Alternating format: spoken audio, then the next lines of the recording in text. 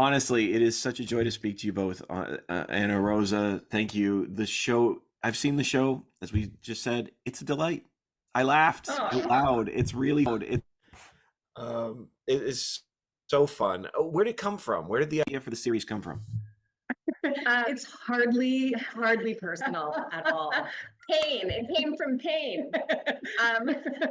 What did you say? Take your heartbreak and turn it into art. Take your broken heart and turn it into art. That's it. It's bad out there. Rosa used to say, Anna, it's bad out there. Like, I was like, yeah, it's really bad out there.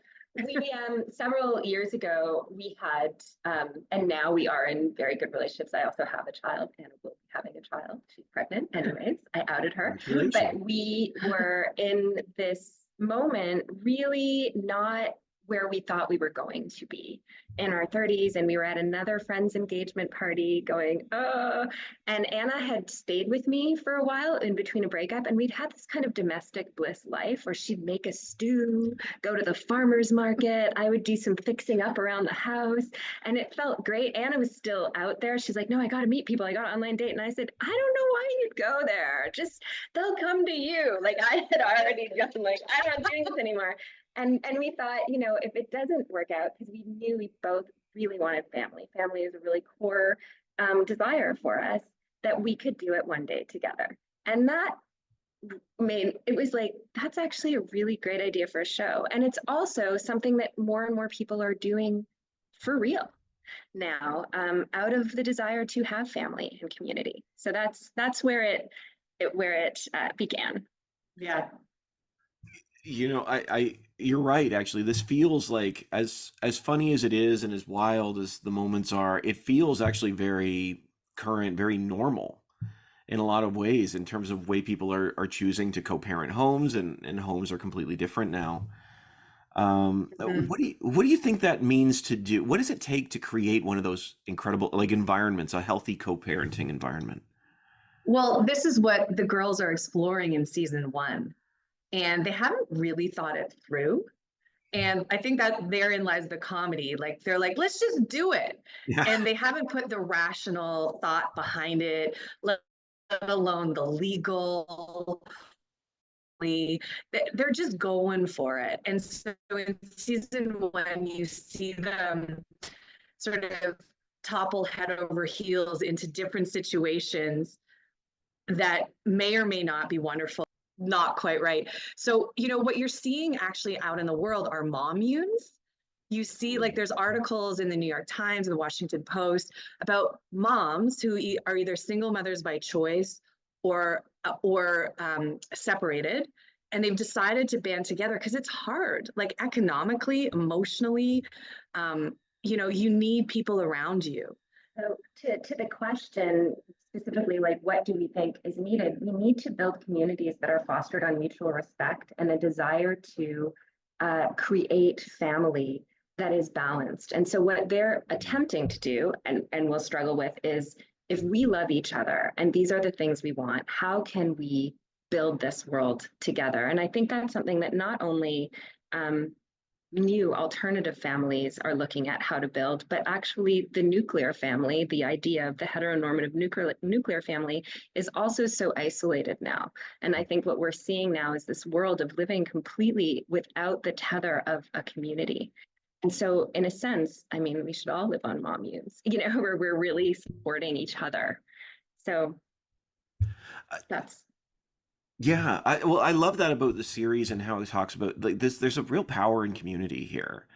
At one point, you talk about takes a village comes up. The famous quote, "It takes a village," but there's also this beautiful moment where I think it's you, Anna, that actually says, "I love you more than I judge you.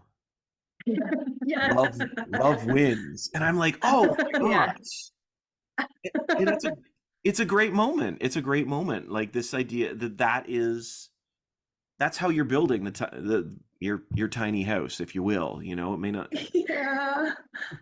building our tiny Oh my house. God, I love But that. it's exactly that. It's also coming. I think there can be a lot of shame associated with not having found the right relationship and believing that there's something wrong with you.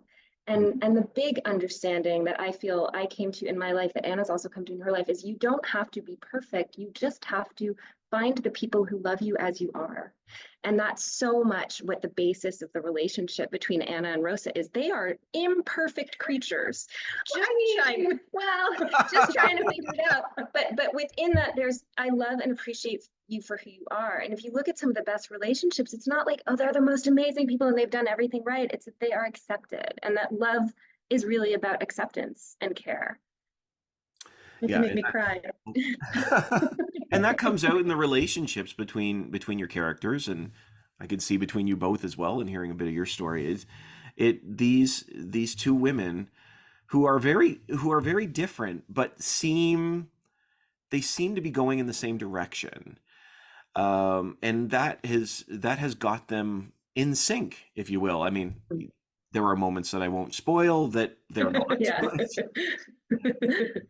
One of the things that I was thinking too, like these characters, like you talked about them not really thinking this through, which is awesome. And side note, the whole "I'm not going to pay my taxes" thing is just hilarious. I thought that was so good. We don't have to do that. Yes, you do.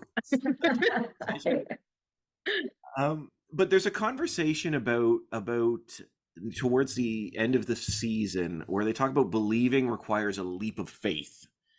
Yeah. And I was just wondering, for you both, what do you think it means for these two women to take that leap of faith? What is that? What's driving them beyond having kids? I think the leap of faith thing is like, Anna's been running from love, and seeking the shiny thing. And it's like that Marianne Williamson or Nelson Mandela quote where greatness requires, like, you're actually afraid of your own greatness. You're afraid of your own ability to truly love and to truly be vulnerable. And I think that leap of faith is right in front of them.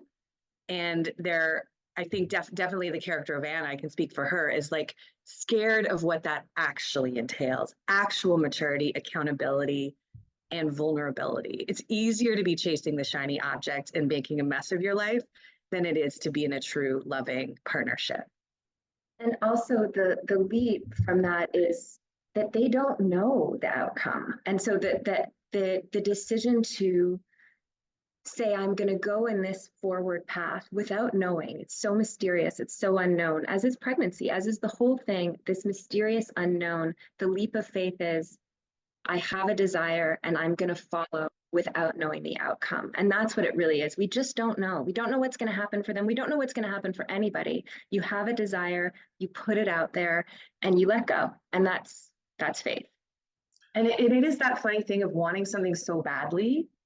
And then when you actually have the opportunity to do it, you're like, oh my God, what is parenthood going to entail? Like, oh my gosh, like what if, like you want this thing, you're driven by this thing for like 10, 15 years, and then it's right in front of you. I can speak to this personally. You're like, oh, Yeah, absolutely. It just takes a card for your dentist, and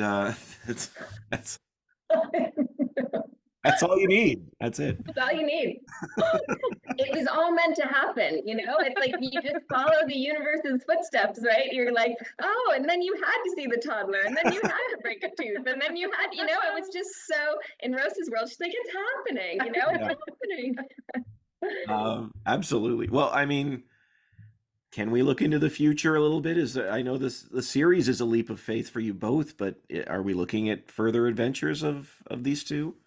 We sure hope so. That's definitely hope so. Because we believe there's a lot of story to tell. And in terms of then what happens with family, and do they both get pregnant? Does only one, and how does that affect the relationship? And where are they headed? And how do they co-parent in a foursome? And how, there's so many variables that I think are where the real meat can happen. So we're very hopeful to get to continue to tell the story. And how do you manage 4 sets of grandparents over the holidays?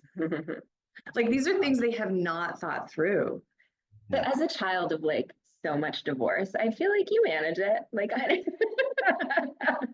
you do it.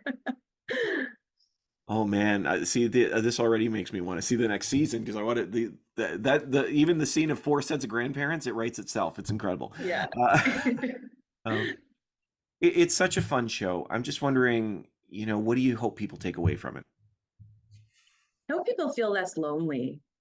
I think I was really struggling when I was going through Anna's journey, if you will. I felt lonely. I felt crazed by the need to be a mother. You're driven by your hormones as a woman. It's biological. I felt ashamed and I felt lonely. And I want people to feel okay about their desires for real community and connection and family. Well, it's beautiful. It comes across. It's so much fun. It's so much fun. I thank you both so much for the time. I appreciate it. Thank you for your enthusiasm and kindness. And your tiny house. And your tiny house. That was not planned, but I mean, it works. So it's perfect. Perfect. Oh my goodness. Well, I appreciate the chance to chat with you. Have a great day. And thank you. thanks so Thank much. you, Steve. All right. Bye.